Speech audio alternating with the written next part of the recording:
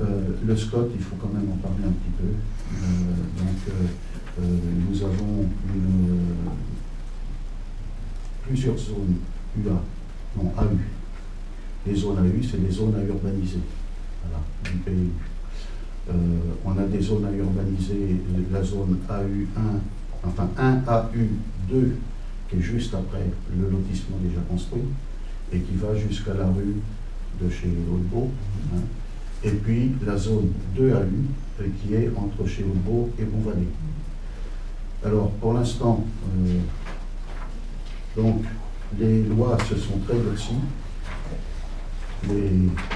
J'ai reçu ça cet été, mais ça a été établi le 14 mars dernier, une nouvelle loi, des lois Allure. Donc, quand on est dans ces zones-là, ce qui était valable avant n'est plus valable après. C'est-à-dire que les nouvelles dispositions phares du volet urbaniste de la loi pour l'accès au logement et un urbanisme rénové, loi Allure du 24 mars 2014, c'est tout frais. On l'a su pendant le mois d'août. Renforce les mesures destinées à lutter contre l'étalement urbain et la consommation d'espaces naturels, agricoles, forestiers, et confère un rôle plus important à la commission départementale de la commission des espaces agricoles, CDCEA.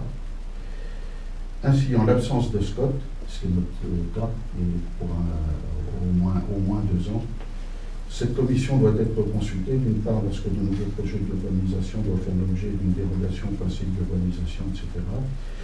Et d'autre part, dès lors qu'un projet d'élaboration ou de révision de documents d'urbanisme a pour conséquence une réduction des surfaces des espaces agricoles. Donc notre zone 1AU2 et notre zone 2AU et notre zone AU de l'école privée ne sont plus constructibles.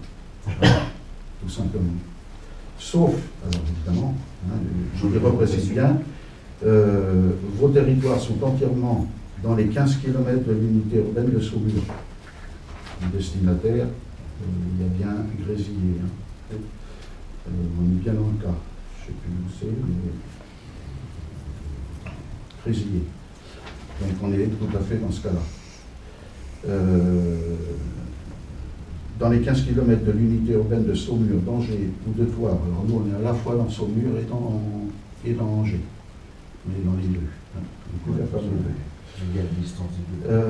Et sont donc concernés par ce principe de non-ouverture à l'urbanisation des zones et secteurs suivants, les zones à urbaniser d'un plan local d'urbanisme ou d'un document en tenant lieu délimité après le 1er juillet 2002. Donc c'est plus pas le cas.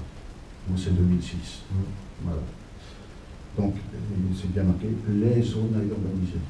Ce qui veut dire que pour la zone 1 à U2 jusqu'à chez Hautbeau, eh bien là, il nous faudra une dérogation présentée par le président du Grand Saumurois pour pouvoir urbaniser. Cette dérogation étant délivrée par le préfet. Et puis pour la zone 2AU, eh bien pour la déclasser de 2AU en 1AU, pour être constructible, il faut être 1AU.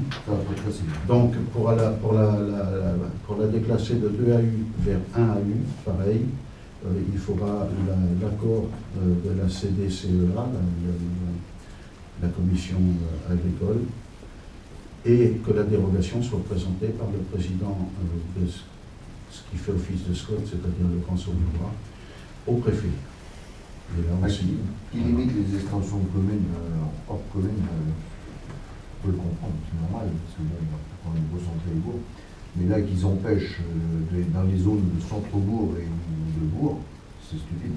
Alors, heureusement, c'est des décisions qu'on peut prises. Alors, le président,